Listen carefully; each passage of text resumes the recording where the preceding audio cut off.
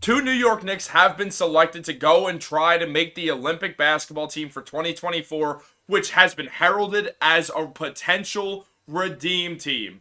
We have to talk about this, so what's up, guys? Welcome back to Knicks Digest. It's Chris here, and we're going to waste no time jumping into the video, but make sure you don't miss any content by us. 15% of viewers are subscribed. They're seeing all the great news, rumors, videos that we got out. Make sure to subscribe to the channel. But let's talk basketball, because Team USA has sort of been hinting through LeBron, through KD, through the biggest and best names in basketball, that there's going to be a 2024 Redeem Team after the United States did not win in FIBA, and just to sort of show who still runs basketball in the world, what is still the best country for basketball, and it might just be happening. And in that stage of 41 players who got selected, there were two New York Knicks who were picked. Those guys were Jalen Brunson and Josh Hart, who has our favorite basketball account on Knicks Digest, NBA New York, posted. Brunson and Hart have both been selected to Team USA's player pool of 41 Olympic team finalists. Now, I'm not going to read all other 39 names, but here they are. Some highlights are guys such as LeBron James, Joel Embiid, who is from Cameroon but has United States citizenship, therefore can play, Steph Curry, Anthony Davis, Kevin Durant, Anthony Edwards, Tyrese Halliburton, James Harden, Tyler Hero, Drew Holiday, Chet Holmgren, obviously LeBron, and then Damian Lillard, Donovan Mitchell, Chris Paul, Bobby Portis, Austin Reeves, Duncan Robinson, Jason Tatum, along with Trae Young, and obviously many more. But here's the deal. It is a mix. We are not just looking at the best players in the NBA, because Josh Hart is not a top 41 player in the league. Duncan Robinson, Tyler Hero, Bobby Portis, neither are they. They're great, don't get me wrong. They're some of the better players in the NBA. Austin Reeves also. Am I saying they're bad? No, they're not bad at all. They're all above average NBA players. But clearly this team is looking for a few role players. They don't just want to throw out a team of LeBron, KD, Joel Embiid, Steph Curry, Devin Booker. Because those are the five. That would be the starting five. I'm just telling you right now, if those five play, that's the starting five. There's no debate about it. With Jason Tatum coming off the bench, then probably bringing in Chris Paul, because he's been to 5,000 Olympic Games, it feels like, but hasn't in a very long time. Clearly there is a Redeem Team being planned, and it feels like all the best players are going to play. So here's where things get interesting. Steve Kerr praised Josh Hart a lot. Steve Kerr is the head coach of Team USA.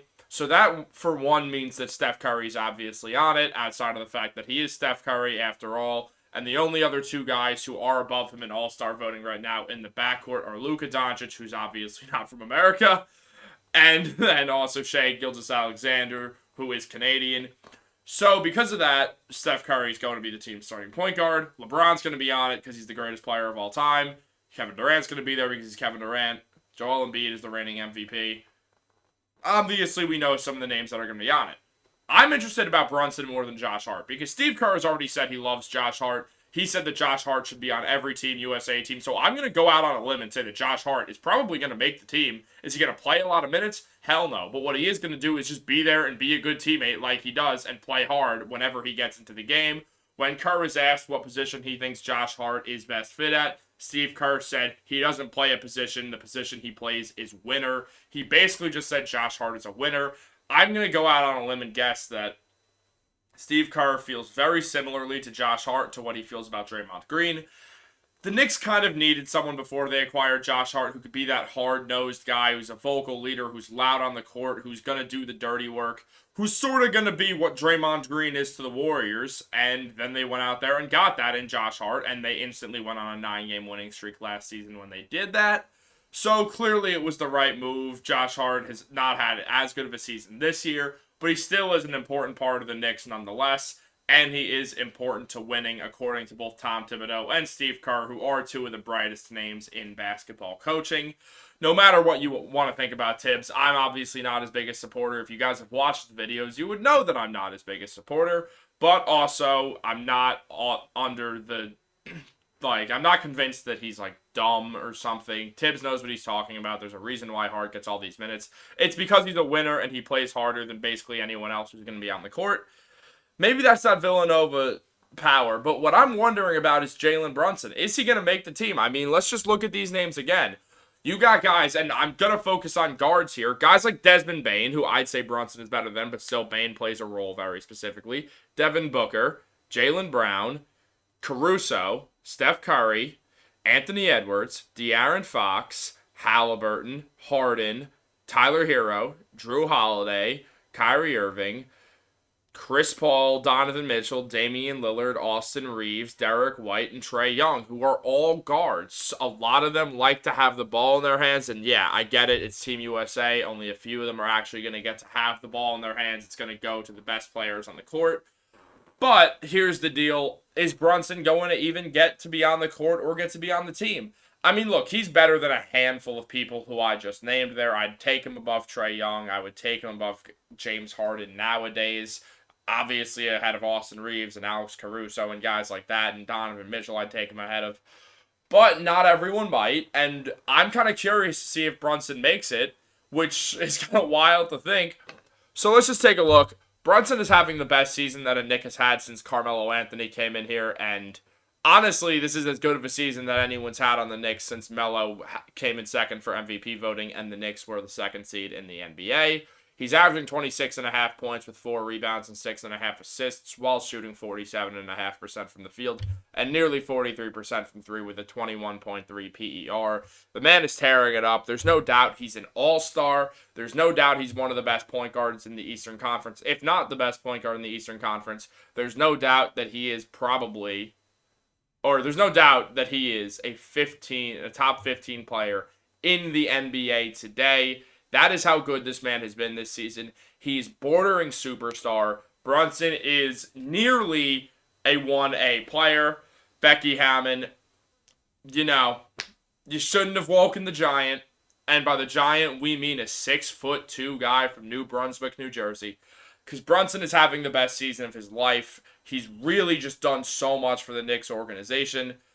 But I'm not sure if that means he's going to be on Team USA when you have other guys who can create their own shots. I mean, look, he's not starting. The backcourt is going to be Curry and Booker. I guarantee that is the backcourt. I don't know who comes off the bench for this team. I think it depends on who makes the team. Here's the deal. We all know that LeBron, especially LeBron, but also Steph Curry and Steve Kerr being the coach and Kevin Durant, some of these guys are going to have pull and say, I want this guy on the team. Let's take this guy. It's not just like it's going to be a coaching decision. The best players are going to have an input, and that's just what we have to accept. So we're going to see how respected Brunson is within his NBA circle also, which is interesting to see. And also just something I want to mention is that Julius Randle is nowhere to be found on this list, which is upsetting. I mean, and we'll get into that in a quick second, but also if you just take a look at Brunson's stats, he did average 11 points in FIBA while also getting 4 assists in 20 minutes a night. He shot well from the field. He did his thing. He did what Jalen Brunson does. And then Josh Hart averaged 5 points in 18 minutes, also pulled down 5 rebounds, got 2 assists. He was very efficient for them.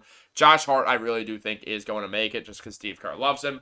But back to Randall. Let's just take a look at Julius Randle's stats. Why don't we? He's averaging 24 points per game with 9 rebounds and 5 assists and shooting 47% from the field. Randall is also an all-star this year. I don't think there's any doubt behind that. I think he'll make the all-star game. I think the Knicks are going to have both Brunson and Randall in the all-star game. But really, out of all these guys, Julius is not even on the list? Like, all right, I get it. People like Bobby Portis, but come on. Duncan Robinson, come on.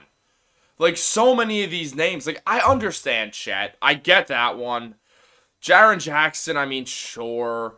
Walker Kessler's a center, so it's a little different. But Cam Johnson, I mean, it's 3-point shooting, but still, guys like Mikal Bridges, you have enough shooters as there are, and somehow Julius Randle can't make this list. There's 5,000 centers on here. Why not replace one of them with Julius, who's better than a lot of the names on this list? Paulo Banchero, again, I understand because he's young, but it's not like he's better than Randall. If you want to put the best team out there, then Julius Randle should be on this. Scotty Barnes, again, you're taking youth over who's currently good. And who knows? I honestly don't hate. Here's Randall's stats. 24 points, 9 rebounds, 5 assists. I don't know who is doing better than that, but not too many guys on that list. I'll tell you that much. And I don't hate that Julius won't play because it's going to give him some time to rest, and he commands quite the usage rate. So I don't hate it, but I also think that he's getting disrespected by whoever made these 41 finalists, Team USA. That's kind of surprising that there's just no Julius Randle to be found.